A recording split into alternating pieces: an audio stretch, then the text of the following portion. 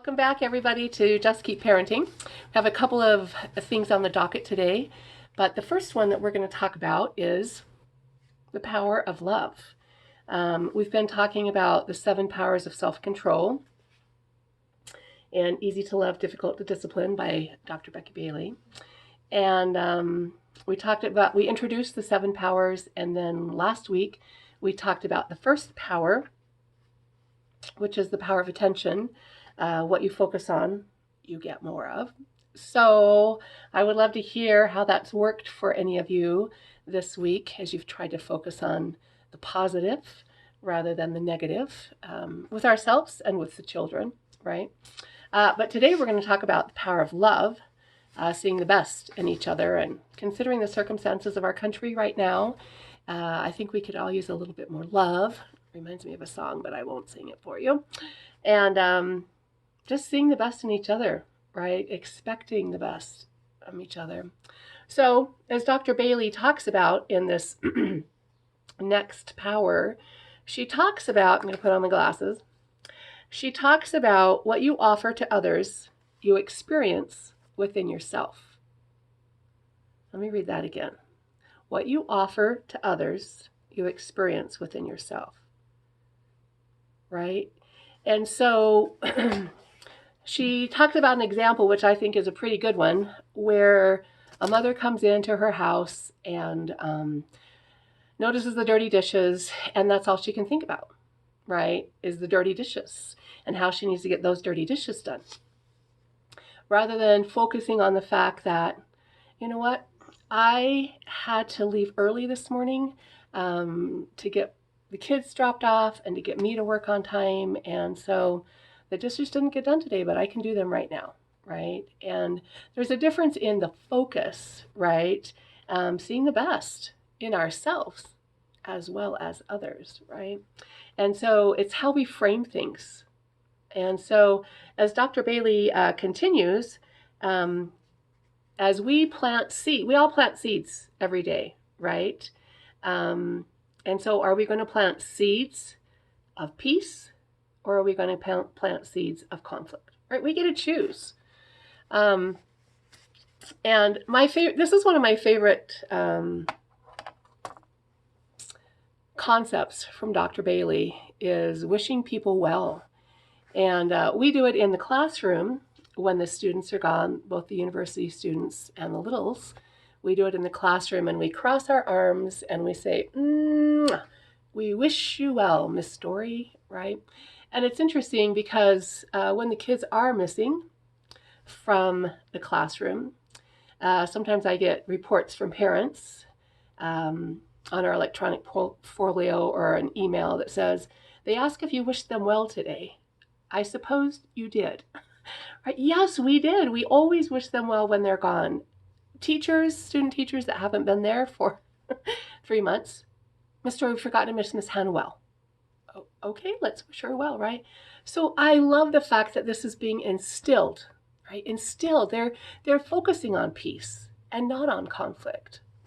And so what are we doing in our life, right, that's focusing on peace and not on conflict? How do we look at situations in our life? If you offer others love and gratitude, you will feel warm and blessed, she talks about. So we're mirroring. We're constantly mirroring, right? If we're that negative Nelly, you guys can't ever pick up your room. How come you can't? I told you 4 times to pick up your room, right? It goes back to what we focus on, we get more of, right? And so if we want the room picked up, then we focus on that, not the fact that it's not picked up, right? And as we see the best in others, we can help them to say, what do you guys need so that we can get this room picked up, right? Do you need me to help you? Offer them choices. Choices are always good. They might want to spend a little time with you, and that would be a good way. Obviously, we don't always have time to do that, but we can talk through that. Your sense of self-esteem does not come from how other people treat you, but from how you see other people, right? Because we're mirroring that for each other. Feeling powerless, you are primed to blame others for your discomfort. And I see that in children who, it's pretty typical for them to say, "You hit me." "No, I didn't. No, I didn't hit you." "Yes, you did. My foot is hurt." I'm sitting in the booth. I sat. Nobody hit anybody, right? But this child is hurting, and so when we're hurting, we tend to blame others, right? Especially if that's part of their environment, right? Or if they come, it goes back to the nature versus nurture argument. If they come to this earth with a little bit of negativity already in their brains, and we sometimes have to work doubly hard to have that positive mirror going on in their life. So as parents, as aunts, as educators, as we think about that, all right, what are we saying? What are we mirroring, right? What are they seeing in us, right? To be able to say, "Get out of my way. I'm in a hurry. Rather than saying, "Wow, you know what? This guy really is kind of driving kind of crazy. He must be in a really big hurry. I hope that he's okay." Right? Or putting the blame back on me and be able to say, "You know what? We should have left a few minutes early. I don't need to get mad at this guy.